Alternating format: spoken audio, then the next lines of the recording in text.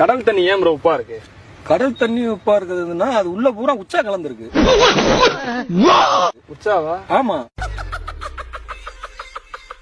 என்ன ப்ரோ சொல்றீங்க? அதுல கோடிக்கணக்கான மீன்கள் உள்ள இருக்கு. இப்ப நம்மளா இருந்தா வெளியில போயிருவோம் வந்துருவோம். இப்ப மீன் தரைக்கு வந்து உச்சா போக முடியாதுல்ல. இப்ப அதனால நம்ம வந்து தண்ணிக்குள்ள எல்லாம் உச்சா போயிடும். அதனால நம்ம தண்ணி உப்பு கைக்கிறது. கோடிக்கணக்கான மீன்கள் பூரா அது உள்ள உச்சா போயிடும். உப்பு கைக்கிறது உச்சா இருக்கனால உப்பு கைக்கிறது. கனியிலே சிறந்த கனி எது? நம்ம சமுத்திரக்கனி. சமுத்திரக்கனியா? ஆமாங்க. நம்ம சமுத்திரக்கனி படம் பூரா எல்லாமே கருத்தா இருக்குங்க.